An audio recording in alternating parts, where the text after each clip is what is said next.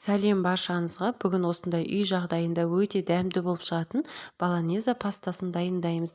Менің каналыма тіркеліп, видеоның астына комментарий жазып, видеоны соңына дейін қарауды ұмытпаңыз. Алдымен қызып тұрған табамызға сұйық майды құямыз. Үстінен осылай туралған пиязымызды саламыз. Және де жақсылап араластырып, пияз аздап жұмсарғанға дейін қақпағын жауып бұқтыратын боламыз.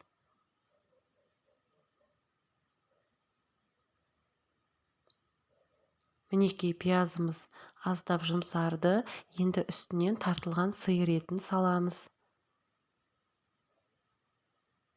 Тартылған сиыр еті майлы болмауы қажет. Бұл жерде тартылған тауық етін қолдансаңыз да болады. Мінекей осылай жақсылап тұрып араластырамыз. Және де қақпағын жауып 10 минутқа астын бұқтырып қоятын боламыз.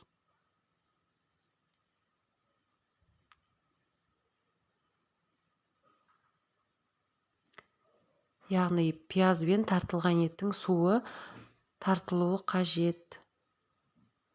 Одан кейін үстінен аздап тұз саламыз. Және де осындай қызыл тәтті паприка саламыз. Және ұсақтап туралған чеснок саламыз. Жақсылап тұрып араластырамыз.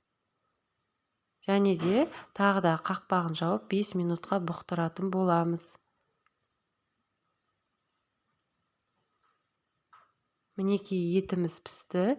Енді үстінен осылай блендерден өткізілген сәбізді саламыз. Және де ұсақтап туралған қызанақты саламыз. Бұл жерде қызанақты блендерден өткізсеңіз де болады. Егер блендер болмаған жағдайда үккіштің көмегімен өткізуге болады. Жақсылап араластырамыз. Және үстінен осындай томат пастасын саламыз.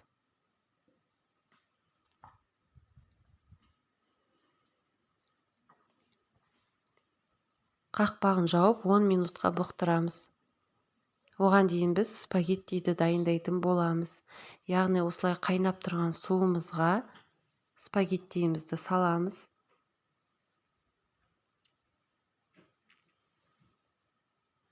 Және де үстінен аздап дәміне қарай тұз саламыз.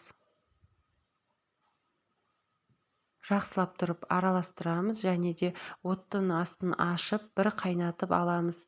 Бір қайнағаннан кейін оттың астын бұқтырып спагеттиді пісіріп алатын боламыз.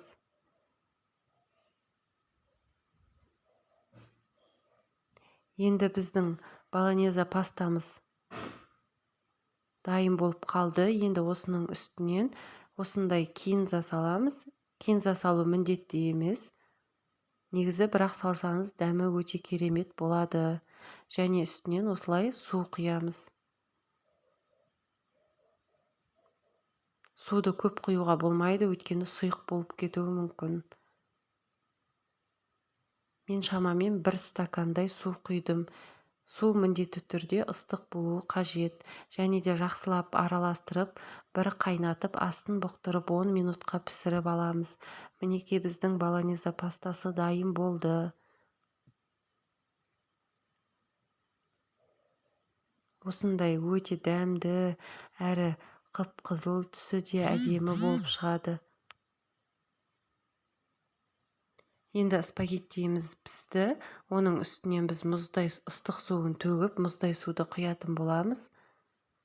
Міндетті түрде мұздай сумен шайып аламыз. Және де аздап сұйық май құямыз. Сұйық майдың орнына зәйтүн майын қолдансаңыз да болады. Мінекей біздің болонеза пастасы тамағымыз дайын болды. Өте дәмді болып шығады. Сіздерге жасап көруге кеңес беремін. Менің каналыма тіркеліп кетуді ұмытпаңыз.